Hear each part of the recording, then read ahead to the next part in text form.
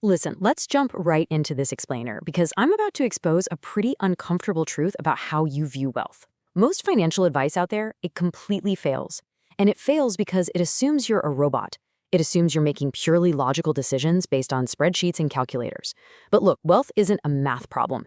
It's a hidden psychological game, and it is literally built to exploit our evolutionary instincts.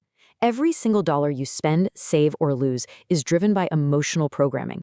So think about this for a second. Why do incredibly smart people make terrible money choices?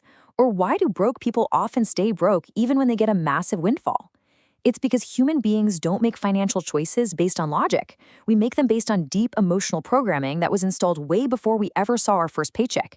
You aren't operating on logic here. You're operating on an invisible script. And that script, it's written entirely by your environment.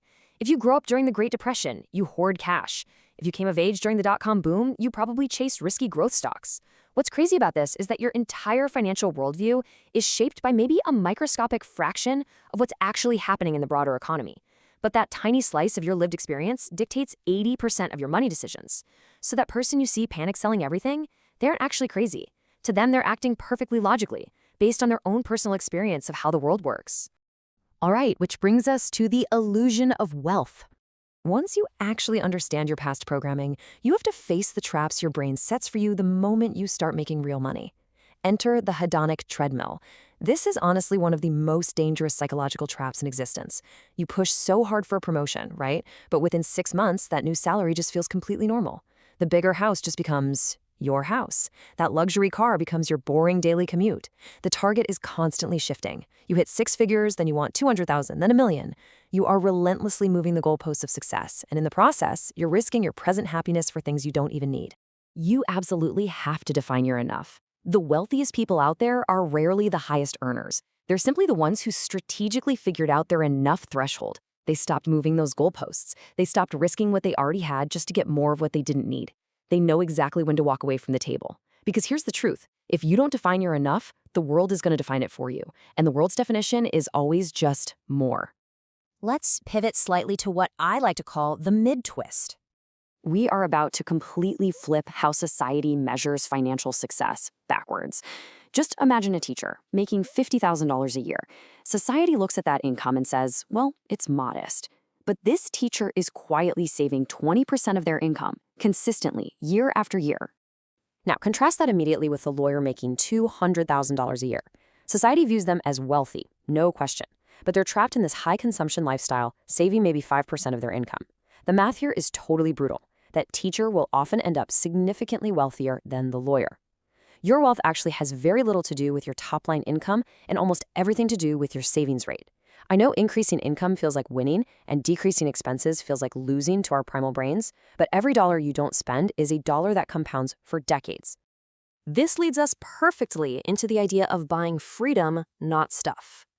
This connects directly to why that lawyer was saving so little. We get caught in this evolutionary trap where we're desperately trying to signal our status to the herd. Welcome to the Tesla paradox. And hey, this might sting a bit. When you buy a luxury item to signal success, you think people are looking at you, thinking you're cool. But here is the harsh psychological reality.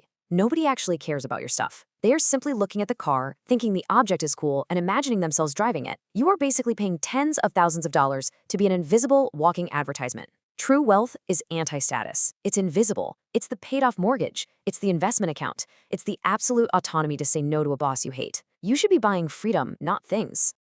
All right, let's talk about the genius of boredom. Once you stop buying things to impress people, you actually have to invest your money. But our primal brains are totally wired to chase excitement. We worship the genius stock picker, or the guy with perfect timing, or the overnight crypto millionaire.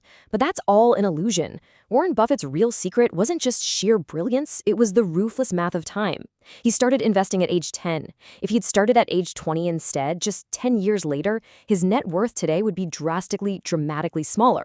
Compounding doesn't require brilliance, guys. It requires time, and it requires boring, unrelenting consistency. And this simple data point completely cures that anxiety of trying to time the market perfectly. If you invest for one single day, you have a 50-50 chance of making money. It's literally a coin flip. But over 10 years, you have an 88% chance of positive returns. Time in the market destroys timing the market. Our human brains desperately want to feel in control by overanalyzing everything, but the data proves that simply staying invested is what actually works. Which brings us to the volatility subscription fee. Look, when the market drops, it induces panic. But what if we've been looking at market crashes completely wrong this whole time? Market volatility is not a fine for doing something wrong, it's a fee. It is the emotional price of admission you pay for access to long-term compound growth. Just like you pay a monthly fee for a streaming service, you pay a volatility fee to build wealth. When you reframe a 20% market drop as a simple subscription bill for future returns, you stop panic selling. You realize you aren't actually losing money, you're just paying for the service of wealth accumulation. But to survive that volatility, you need some armor. As Mike Tyson so perfectly put it, everyone has a plan until they get punched in the face. And let me tell you, your financial plan is absolutely going to get punched in the face.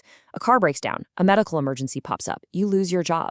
This is exactly why you need a boring, unsexy emergency fund just sitting in cash. No, it doesn't earn great returns, but it prevents you from having to sell your investments at a massive loss when life inevitably hits you. You have to plan for your plans to fail. So, how do we start rewiring our financial brains? How do we actually take all these psychological traps and rewrite our personal code to win? The solution is stunningly simple, and honestly, that's exactly why it's so hard to execute. Here are the boring truths of building wealth. Ready? Spend less than you earn. Invest the difference consistently. Don't panic when the markets drop. And give compound interest decades to work its magic. Seriously, a middle schooler could understand this in 10 minutes. But fighting your brain's evolutionary urge to act out of fear, greed, and social pressure for 30 years? Now that is the real challenge. Simple investing beats compound investing almost every single time. Which leaves us with a final, slightly provocative thought. Are you playing the wrong game? Are you sacrificing your own peace of mind to buy things you don't even need just to impress people who aren't even paying attention to you? Stop chasing complexity. Stop optimizing for appearance and start optimizing for autonomy in that invisible wealth we talked about. If this explainer helped expose some of the hidden mental scripts running your money, be sure to hit subscribe and let's keep rewiring how we learn together.